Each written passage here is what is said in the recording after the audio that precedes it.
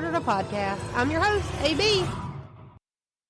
And this week on Mama Murdered, a podcast, we're diving into the case of Ryan Poston. And this case really had me thinking. So if you're in a relationship of any kind, and I'm talking dating, engaged, married, whatever, just take a look at your spouse, your partner, or your significant other, and realize that you're actively involved with the one person who is statistically the most likely person to kill you. So I had to think about this the entire time I was researching this case, and now you have to think about it too. So with all that being said, and without further ado, let's get it. And before I actually start, I do want to say I'm dealing with some allergies. I don't know, it happens every time I cut grass, and that just happens to have been the other day. So here we are with a stuffy nose and swollen eyes. But if you can hear it in my voice, then I'm really sorry. So Ryan was born to his parents, Lisa Carter and Jay Poston, on December 30th in 1982 in Fort Mitchell, Kentucky. Ryan was the oldest child in the Poston family, along with the only boy, but he was followed by his three younger sisters. But these three sisters were actually born to Ryan's mom and her new husband, so Ryan's stepdad. Because Ryan's parents had actually decided to divorce each other shortly after Ryan was born.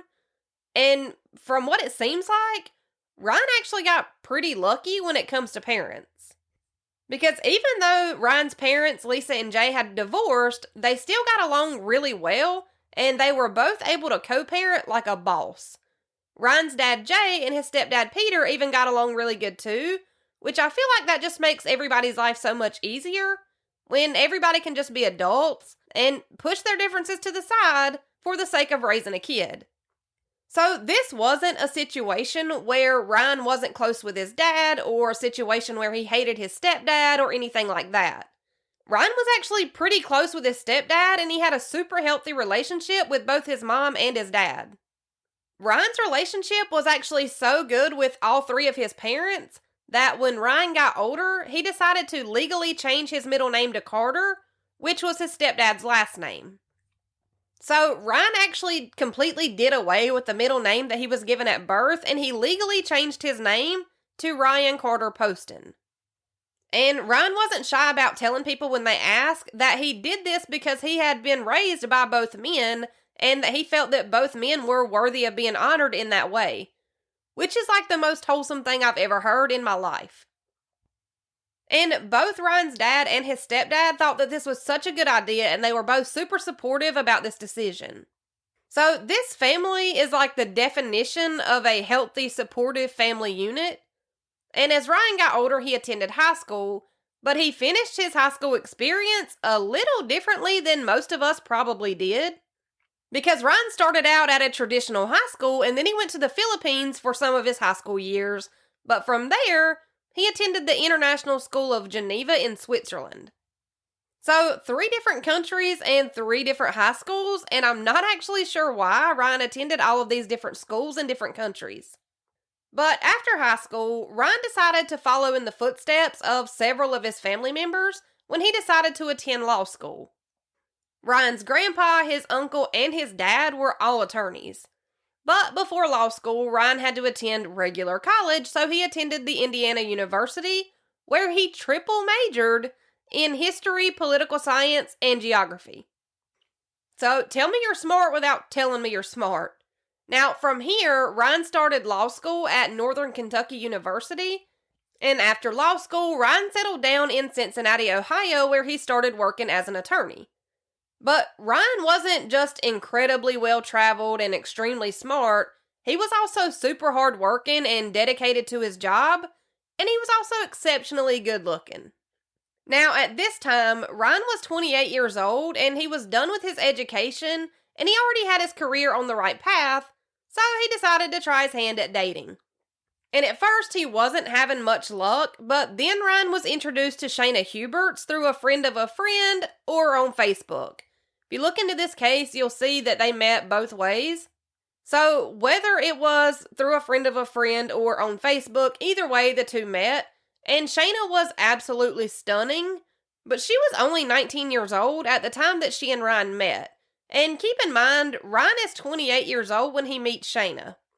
Ryan and Shayna went on their first date together to a bar, which is ironic considering that Shayna wasn't even old enough to drink. But nonetheless, the two met at a bar for the first time on Friday, July 29th in 2011. And at first, Ryan thought Shayna was great. They hit it off and their relationship progressed pretty quickly at first. Shayna was studying psychology at the University of Kentucky, which is rich once you know how this story ends. But Shayna was a good student with good grades, and she was pursuing her master's degree in school counseling, which is also a little ironic. So both Shayna and Ryan were extremely smart, and they both had super bright futures ahead of them. But we all know that everything that glitters isn't gold. So soon enough, friends and family members of the couple learned that this relationship was actually super toxic. It also became pretty evident that Shayna was completely obsessed with Ryan.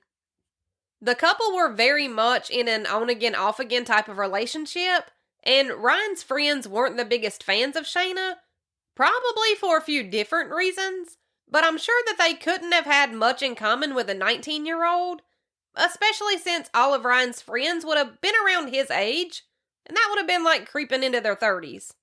Ryan and Shayna would often argue, and Ryan would try to break up with Shayna. And when I say that he would try to break up with Shayna, I mean that it was almost like Shayna just wouldn't let him break up with her. And I'm sure you're confused by that last sentence, so let me break it down for you. Phone records show that Ryan had tried to break things off with Shayna multiple times. And when he would, Shayna would call and text his phone hundreds of times. And that's not an exaggeration. She would literally call and text him hundreds of times a day. And the very first time that Ryan had attempted to break up with Shayna, it was actually pretty shortly after the two had met and started dating. And there's a text message that Shayna sent to a friend, and this text to a friend, Shayna says, quote, "He says he's only with me because I make him feel so awful about it when I cry." So Shayna would just usually use the trusty guilt trip method on Ryan when he would try to break up with her. But even some of Shayna's very own friends later came out and said that Shayna very much had a flair for the dramatics, and that she was known for getting super invested in short-term relationships, and that every time a guy would try to break things off with her, that Shayna would cry and scream and make almost like a show of it until she got what she wanted. So that makes me think that Ryan wasn't the first one that Shayna had done this to. And Ryan's friends also later said that they knew that Ryan didn't want to be with Shayna, but that he couldn't handle hurting her feelings or making her upset to the point that she was crying. So it sounds like it wasn't really that big of a secret that Ryan didn't want to be with Shayna. And it also sounds like it wasn't a secret that Shayna would sometimes just refuse to accept the breakup. Ryan had been forced to lock Shayna out of his place on several occasions, and when this would happen, Shayna would Google things like, quote, "how to pick a lock with a bobby pin." She would do other things like just randomly pop up without calling or checking to see if Ryan was busy or had plans or even if he was home. Shayna gradually became super jealous and controlling, clingy, and even possessive over Ryan. She even went so far as to forbade Ryan from talking or hanging out with any of his other female friends, which is an immediate red flag in my opinion. And she would also insert herself into Ryan's plans, like plans that were never even supposed to involve her. Like when Ryan thought he was just going to hang out with his friends, Shayna would secretly follow Ryan and his friends around, and things like this went on for 18 months. And keep in mind that Ryan had actually tried to break things off with Shayna shortly after the two had met and started casually dating. So Shayna had been able to manipulate Ryan into staying in this relationship for 18 months. That is an insane amount of time to be with somebody that you have verbally said that you don't want to be with. And things eventually escalated to a point where Ryan was actually in fear of what Shayna would do next. Ryan texted a cousin about Shayna saying, quote, "This is getting to be restraining order level crazy. She's shown up to my condo like 3 times and then refuses to leave each time. So things were starting to get to a point where Ryan was actually scared about what Shayna was capable of. Ryan even sent direct messages to a friend on Facebook, and again, these messages were about Shayna. And one message said, quote, "Literally probably the craziest fucking person I have ever met. She almost scares me." And if these text messages and Facebook messages aren't red flags, then I don't know what is. But Shayna must have been like a master manipulator or something. Because even after sending multiple messages like this to friends and family members over the course of their 18-month-long relationship, Ryan always seemed to be guilt-tripped into taking Shayna back. And it actually sounds like Shayna was just so hard to break up with that usually Ryan would just cave and take her back just to get the nonsense to stop. And then on October 11th, 2012, Shayna and Ryan were having dinner with Ryan's mom and her stepdad, and during some part of this night, Ryan and his stepdad were off by themselves talking, and Ryan was telling his stepdad that he had a date planned with Miss Ohio for the very next day. He even told his stepdad that he was ready to end things with Shayna for good this time, and that he was going to actually stand his ground and not let her guilt trip him back into staying. So obviously Ryan had been over this relationship if he was already planning dates with other women before he'd ever actually officially broken up with Shayna. Which I guess, to be fair, Shayna almost makes it impossible to break up with. But it seems like Shayna was supposed to be spending the night at Ryan's condo with him after the dinner with his mom and stepdad. But sometime during the night, the two of them got into an argument and Ryan broke things off with Shayna, and he told her that this time they were done for good. So the following day, on October 12th, 2012, Ryan called Shayna to let her know that they weren't going to be hanging out that night, and he also reiterated during this call that he did not want to continue seeing her. I'm pretty sure that Ryan and Shayna had originally had plans for that day on the 12th, but that was canceled because Ryan was finally done. So he calls and tells her, like, hey, we're not hanging out, and we're actually broken up now. So again, he's trying to break up with Shayna, and during this call, Ryan didn't say anything to Shayna about his date later that evening with the beauty queen, Mrs. Ohio. So supposedly, Shayna didn't know anything about this date that Ryan was supposed to be going on with Miss Ohio. And obviously, Ryan was stoked to be going on the date with Aubrey Bolt, who was 2012 Miss Ohio.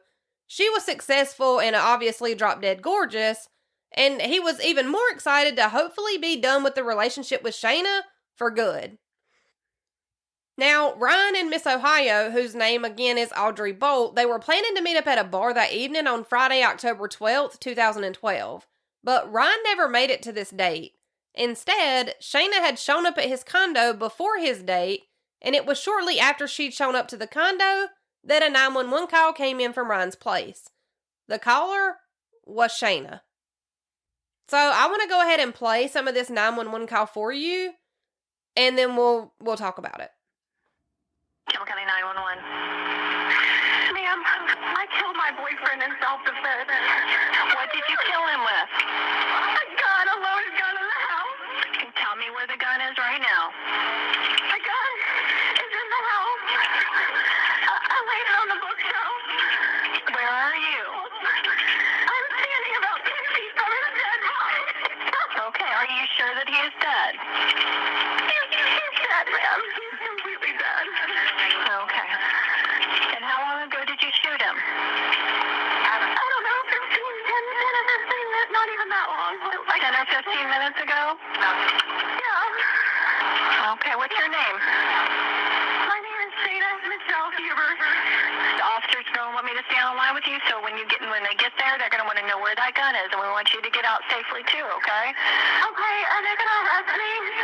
Ma'am, I don't know what they'll do. We're going to send them out. I'm going to stay on the line with you, okay? I mean, I'm not a murderer, ma'am. I just killed him. What happened exactly? What happened? He beat me and tried to carry me out of the house, and I came back in to get my things, and he was right in front of me, and he reached down and grabbed the gun, and I grabbed it out of his hand and pulled the trigger. Okay, all right. Do you need an ambulance?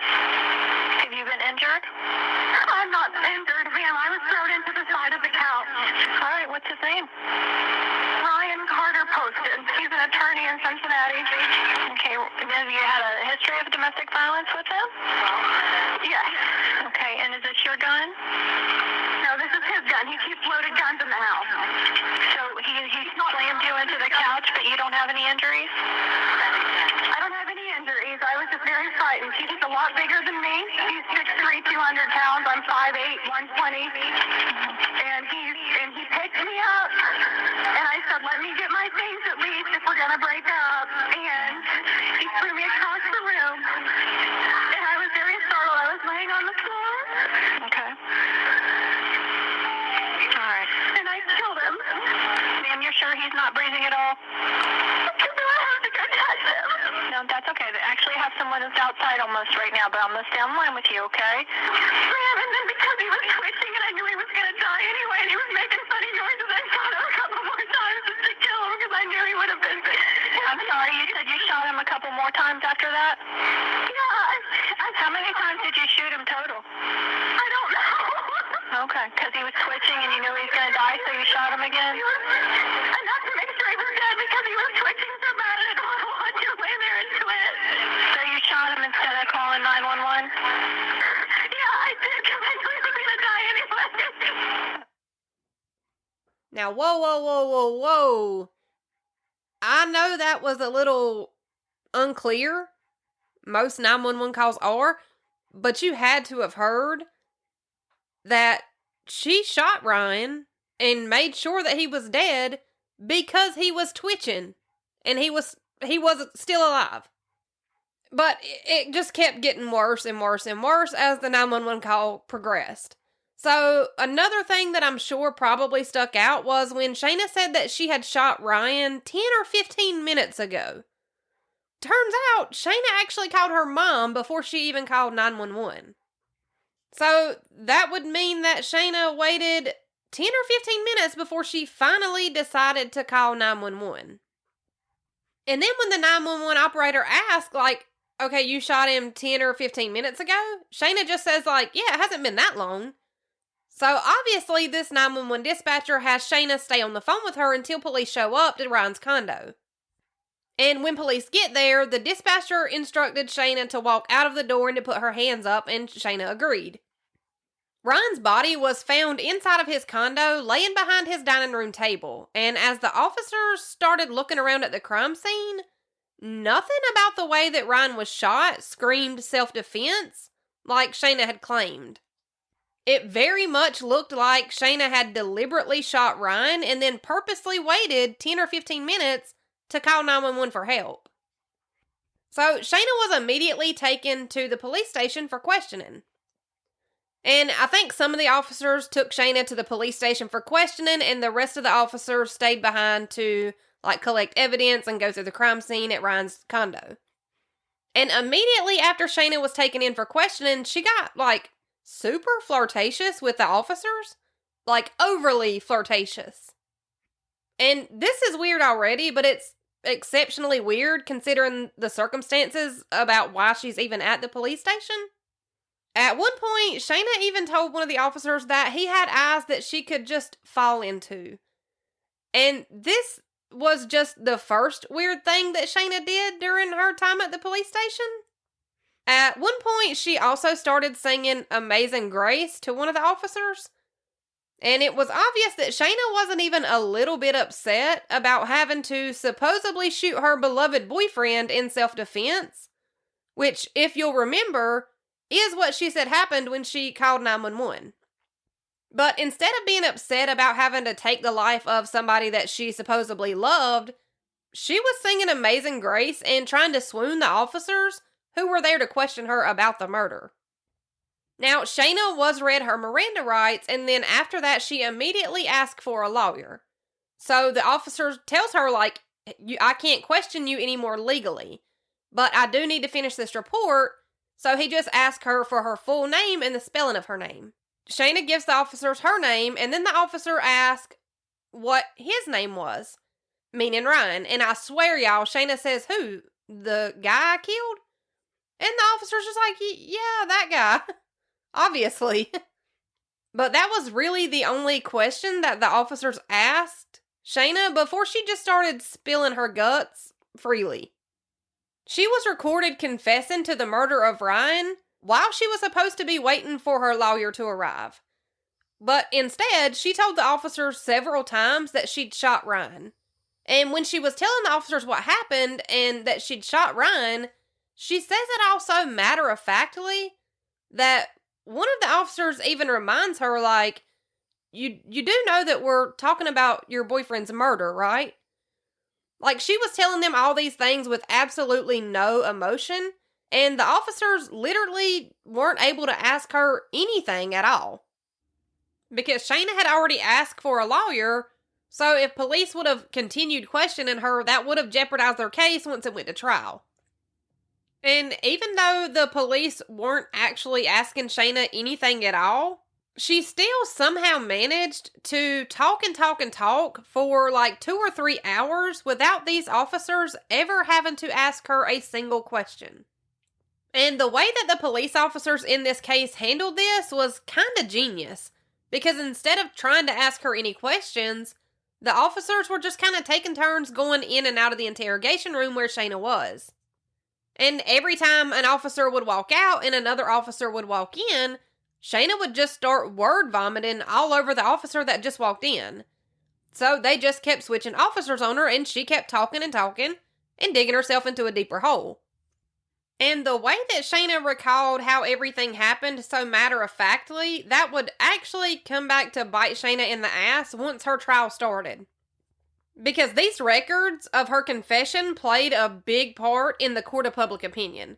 So Shayna tells police that Ryan was abusive towards her and that she ended up having to shoot him 6 times in self-defense.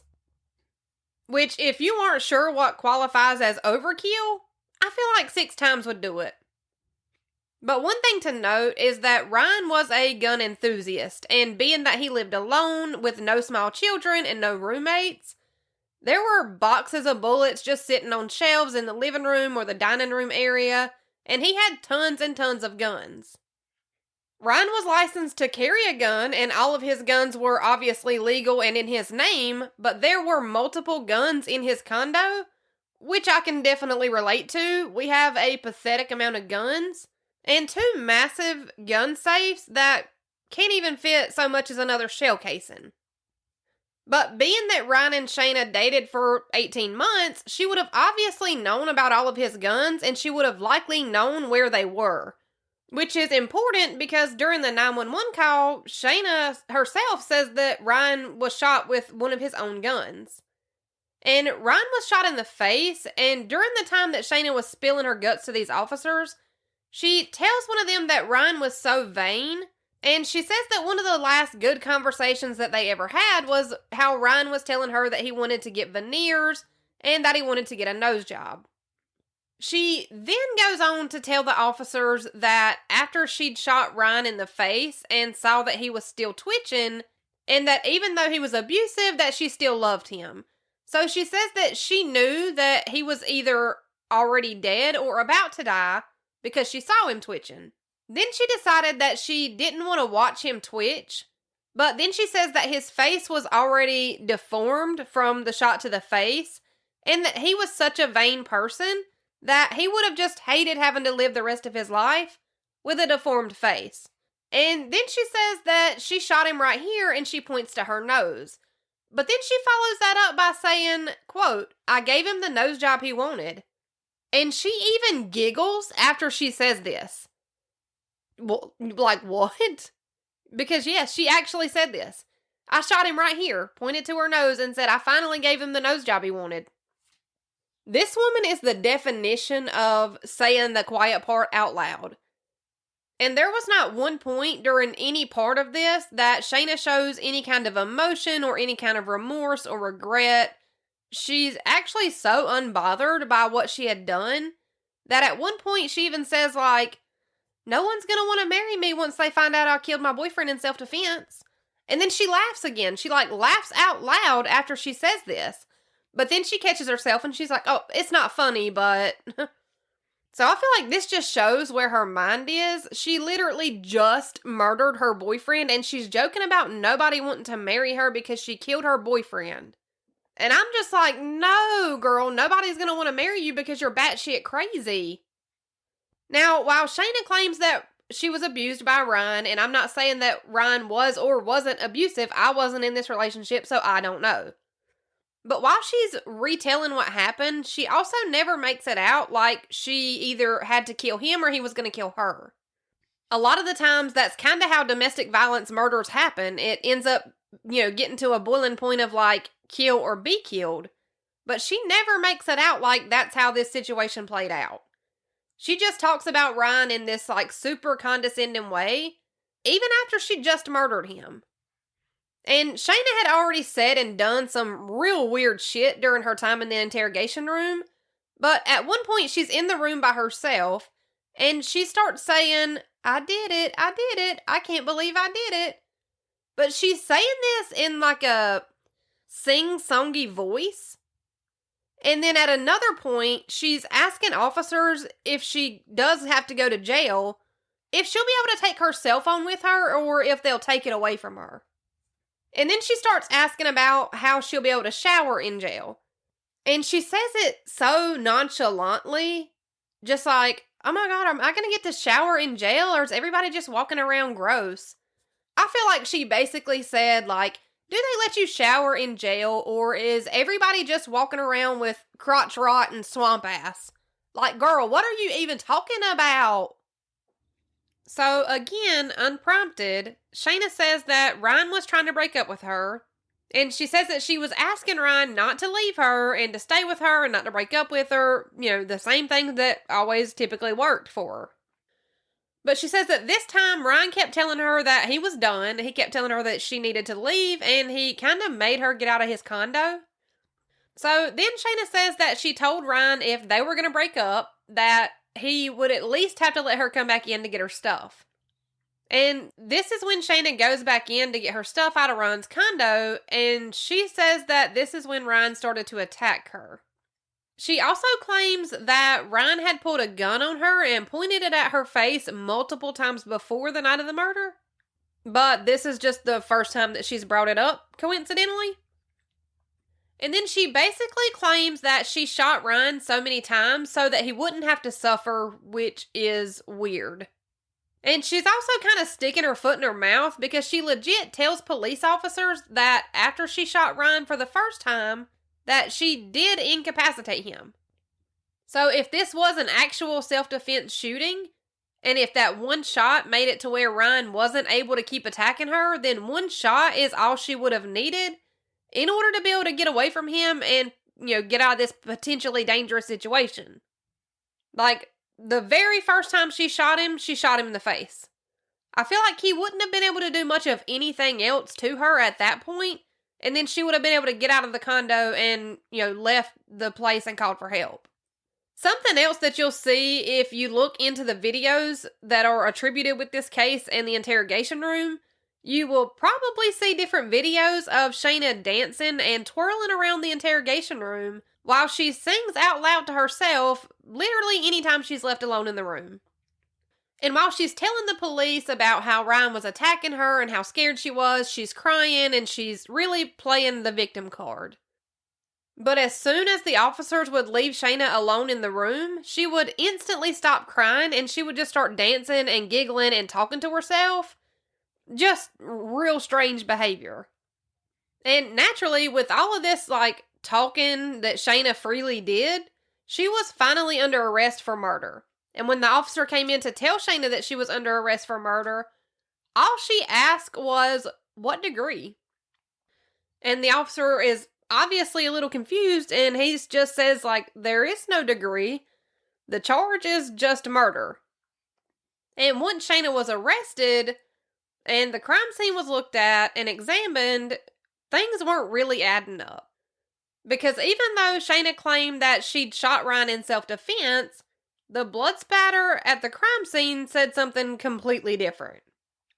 According to the blood spatter, it's most likely that Ryan was actually shot from above, So the most likely scenario is that Shayna was standing over top of Ryan when she shot him, and all the bullets and things that were sitting on the shelves in Ryan's condo, all of that stuff was still standing upright and in the place where it belonged. Pretty much indicating that there was no sign of a struggle. Also, none of the neighbors heard the couple fighting or yelling or arguing, and it was even later discovered that almost every side of Ryan's body had been shot at. So I don't know about you, but this sounds more like somebody just emptied a full clip into his body rather than shot him once in self-defense. And remember when I said that Shayna had Googled how to unlock a door with a bobby pin? So it turns out I was wrong about that situation.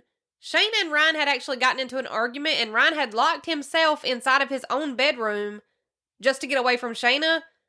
And this happened way previous to the murder. So I feel like this just shows that Ryan usually did try to leave the situation. Because I don't know about y'all, but I feel like if this were an abusive and awful kind of relationship, then if the two of them had been arguing and Shayna was the victim like she claims, then why was Ryan the one locking himself in his own bedroom inside of his own condo?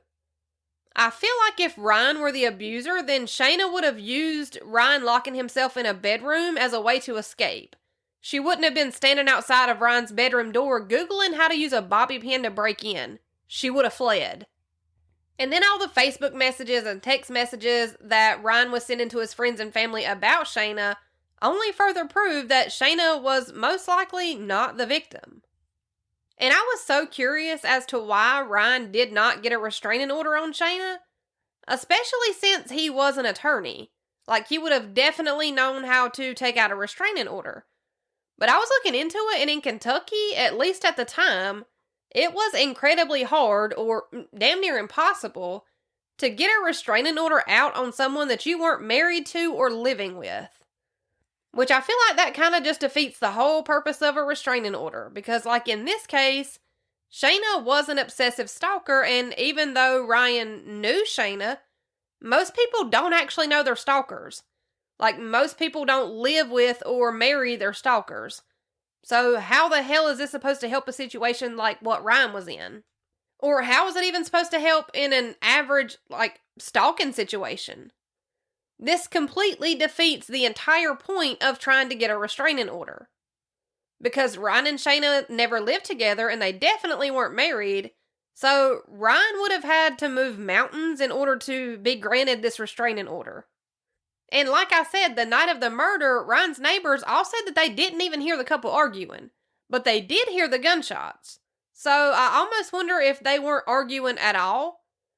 Maybe Ryan was calm and not even using his energy to entertain an argument with Shayna.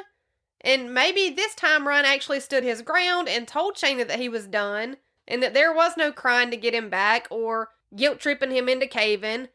And maybe he told her, like, I'm done, you need to get your stuff and go because I have a date. And that could have been all that Shayna needed to flip her switch, and maybe she just grabbed the closest gun and started shooting. Because Shayna has said it before that there was a gun within arm's reach everywhere inside of Ryan's condo. So it sounds like it really wouldn't have been hard to find one.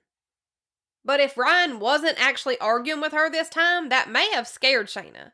Because once your significant other doesn't even have the energy to argue with you, they're done, they're gone, that relationship is dead. Once someone doesn't even care enough to argue with you, they have completely washed their hands of that relationship. And it sounds like even before this night, Ryan was completely over this relationship and he wanted out. He had even voiced that multiple times to multiple people, including Shayna. And Shayna's phone records did not help her case at all. And I don't even think I mentioned this yet, but Shayna lived 80 miles away from where Ryan lived. So this wasn't like, oh, I was in the neighborhood and I thought I'd stop by to see you, or, oh, I was, just around the corner and I decided to walk into this same bar that you were in to have a drink. No, that is not this type of situation. She had to drive 80 miles every single time she popped up unannounced at his condo. She had to drive 80 miles every single time she inserted herself into his plans. she had to drive 80 miles every single time he wouldn't answer his phone, and she would just show up at his legal office or show up at his condo. Phone records show that there were times that Shayna would text Ryan more than 100 times a day, like I said, and Ryan would maybe send 1 or 2 text messages back to her out of 100. Shayna would call Ryan incessantly, and when he wouldn't answer the phone, she would call the receptionist at his legal office. And if she still couldn't get a hold of him, she would just drive the 80 miles and show up at his office. First of all, who has gas money to be driving 80 miles one way 100 times a week for no reason? Not in this economy. This never would have happened in 2024. And even the police chief was absolutely amazed by the number of calls and texts that Shayna was sending to Ryan's phone on a day-to-day basis. The police chief said, quote, hundreds of thousands of messages, and most of the messages were from Shayna. For every one message that Ryan sent, she probably sent 50 to 100. She couldn't help herself. The police chief even added that the number of calls and texts that Shayna had sent to Ryan was unlike anything they'd ever seen before in any other investigation. And as the police were going through these text messages and stuff, it became crystal clear who the problem in this relationship actually was. Ryan had messaged so many people about how Shayna would show up at his condo and absolutely refuse to leave. And in one text in April that Ryan sent to his cousin, he said, quote, she came to my place on Sunday morning and I literally had to pick her up and throw her, in all caps, into the hallway. And Ryan had even texted Shayna multiple times begging her to just leave him alone. And when she would get on this kick where she would send him 100 texts a day, he would literally text her back in all caps telling her that he wasn't even taking the time to read these text messages that she was sending. And he was just kind of telling her like, that's enough, you're going to have to stop. At one point, about 8 months before the murder, Ryan even texted Shayna and told her that she could tell everyone that she had broken up with him so that she wouldn't be embarrassed about being broken up with. But even that wasn't good enough for Shayna because she just texted Ryan back telling him how much she loved him and how much it would hurt for them not to be together. And it just never ended because there was another time that Shayna used her key to let herself into Ryan's condo, and after Ryan couldn't get her to leave, he actually left his own condo and spent the night at his dad's house. So Ryan was forced to stay at his dad's house overnight because Shayna refused to leave his condo. That is insane. Eventually, Shayna was given a bond hearing after her arrest, and her defense team tried to claim that Shayna wasn't a threat to the community and that she wasn't a flight risk. But then the prosecution played the audio from phone calls that had been made from Shayna to her mom while Shayna was in jail. And during these calls, Shayna was saying stuff like, if they accidentally leave the door open, I'm running and I'm getting out of here.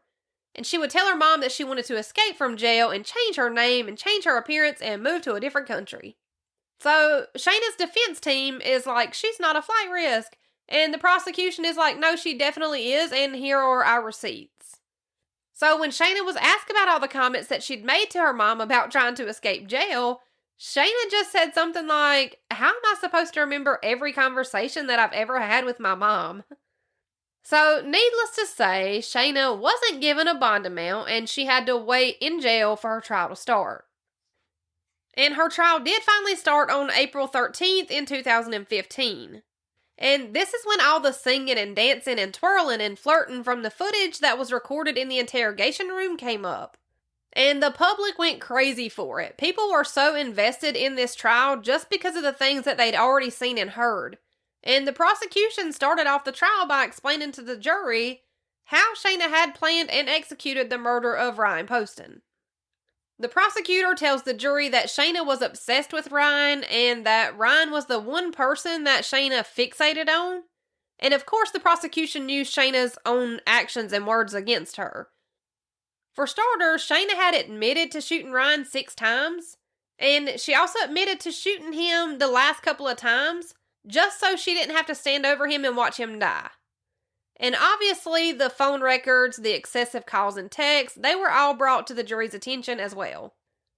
Now, at the trial, a friend of Shayna's was called to testify, and she was asked about a text message that Shayna had sent to her only 11 days before Ryan's murder.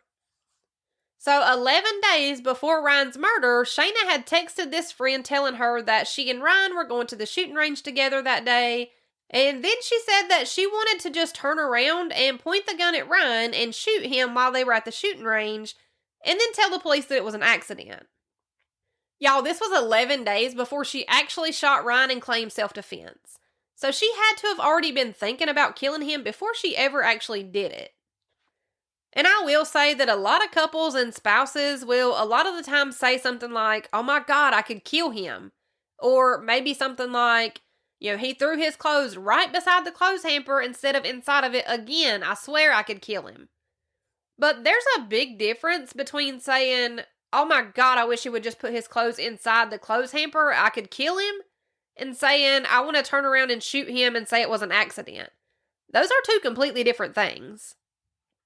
And Shayna's friend did say that she wished she would have taken this text message more seriously. So, I don't know who would get that text and not take it seriously, but here we are. Now, it wasn't weird that Ryan had taken Shayna to the shooting range. Ryan was known to take his girlfriends to the shooting range with him on dates. And he did this because he did have so many guns and because they were all over his condo. So Ryan did take his ex-girlfriends and anyone he was dating, including Shayna, to the shooting range with him. He wanted them to have knowledge about guns and know how to use them and actually be able to show them how dangerous guns can be. So since he had so many guns, he did this as a way to try to educate anyone who would be in his house where there would be a lot of guns. So it's not weird to know that he would have taken Shayna to the shooting range probably more than once in the 18 months they were together. Now, Shayna's defense attorneys were essentially just fighting an uphill battle that they had to have known that they weren't likely going to win. So, Shayna's defense team told the jury how Shayna was mentally and emotionally abused by Ryan during their entire 18-month-long relationship. They went on to talk about how Shayna had been so scared for her life on the night of the murder, and they even claimed that Shayna thought that Ryan was going to pull a gun on her first. Shayna's defense team also tried to point out a handful of times when Ryan was actually aggressive with Shayna, but that didn't really work because Ryan was always so worried about hurting her feelings or making her feel bad that he couldn't even find the courage to break up with her. But then the prosecution brought out the fact that Shayna had been so close to Ryan when she shot him that his blood spatter actually was found on the gun that Shayna shot him with.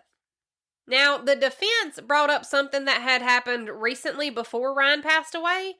Ryan was being sued by a former law practice partner, and it had kind of gotten messy, and Ryan was obviously pretty pissed about it.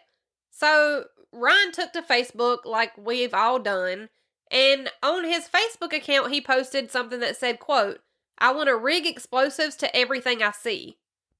And the defense was somehow trying to make this seem like it was in reference to his law partner suing him. And it didn't help that that post was only made 2 months before Ryan was shot and killed. But nothing that Ryan ever sent to Shayna was anything close to aggressive or threatening.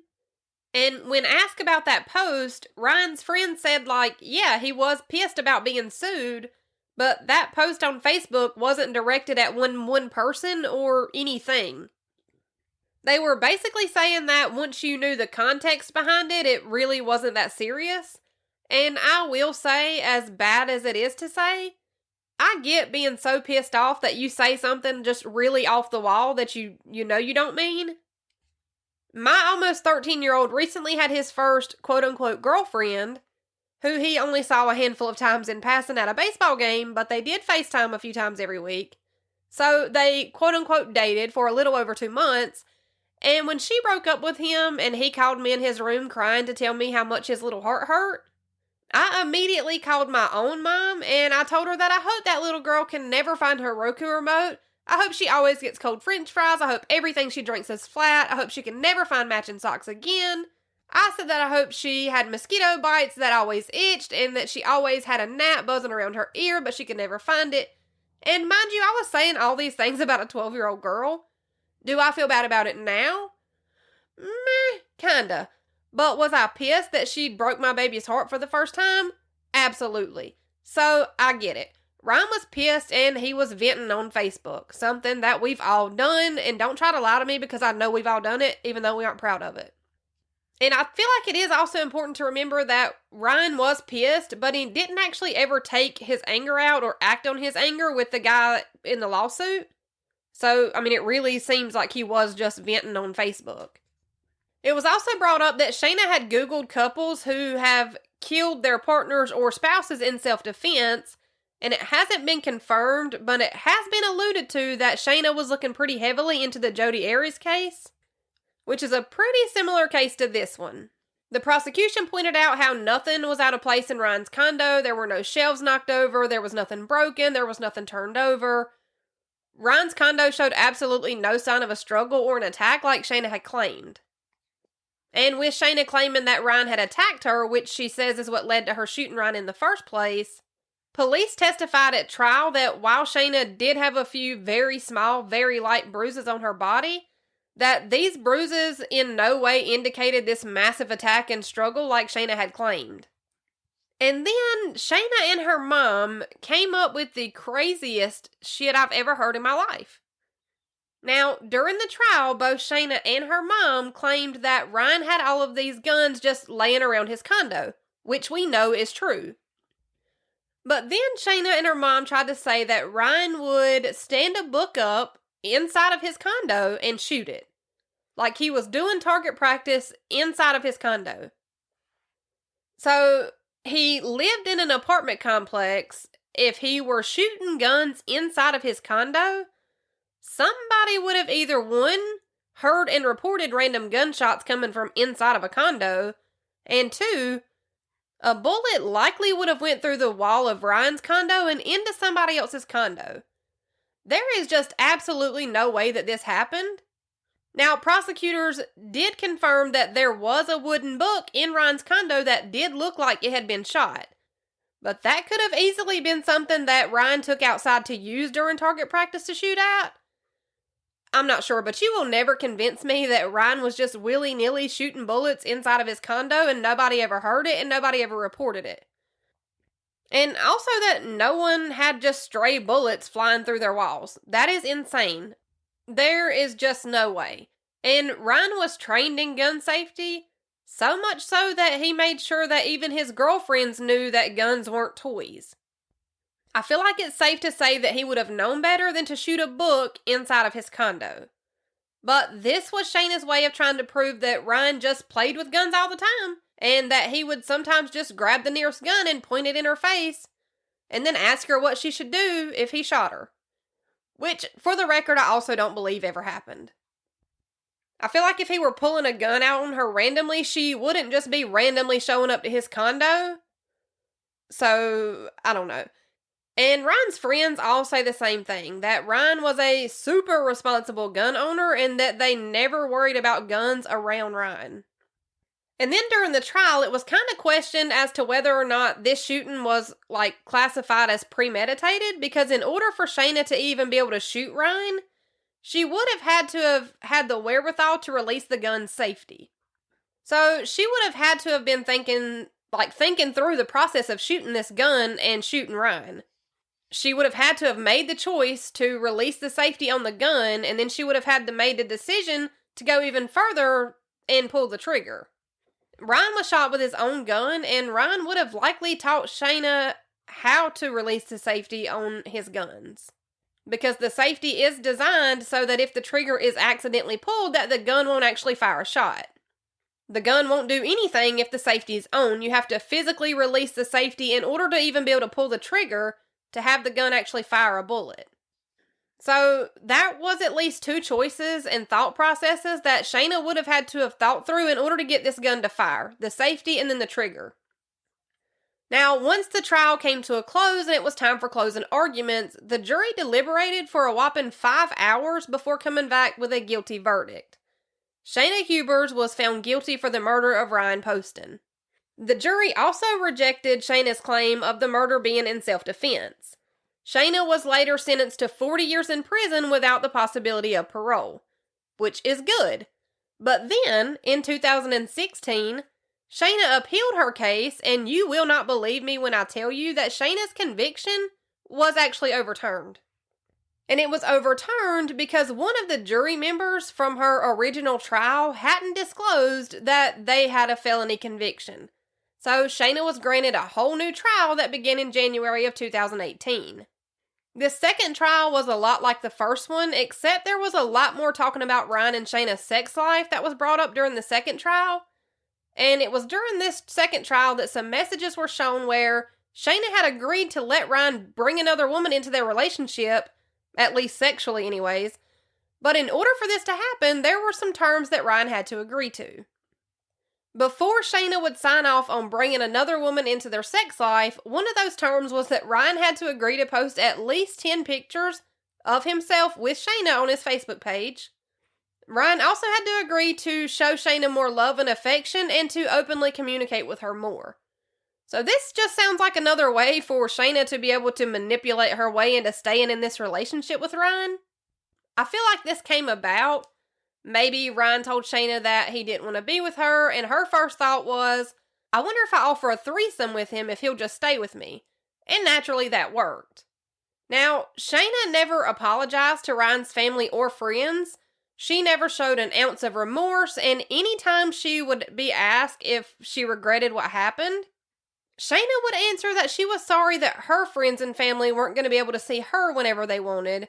And she even had the gall to bring up the different things that she could still do with her life once she was released from prison.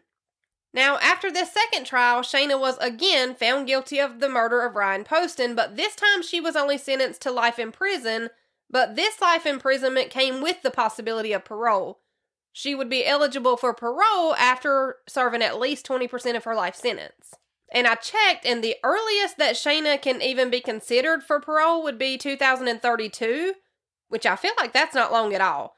And then she just may be out walking the streets freely with the rest of us, which is a little bit terrifying. And then Shayna got married while she was in prison. So Shayna got married on June 7th, 2018 to a fellow inmate. Shayna's wife was a transgender female previously known as Richard McBee, who now goes by Unique Taylor. The couple had a 2-minute long wedding ceremony in the federal facility where they were both housed, and there would be no shock here that the wedding bliss didn't last. Shayna and Unique were legally divorced before their first wedding anniversary ever rolled around. And I think that is all I have for you this week. So I'm sorry about my voice. I can hear it. I can feel it. My nose is a wreck. For the Patreon members, your episode was out Sunday instead of Friday. I'm really sorry. I explained it all in the episode. Go catch up on that. And if you want ad-free bonus episodes that are not available on Spotify or Apple Podcast free every week on Wednesdays, then you can head over to Patreon and sign up. There are 2 different tiers. The $3 tier gets you 1 extra episode a month. The $10 tier gets you 2 extra episodes a month, with a few little extra perks in the $10 tier. If that's something you are interested in, go sign up there. The link is, as always, down below in the description box. And if not, then let's do it again. Same time, same place, next Wednesday. See you then. That's how my mama murdered a podcast.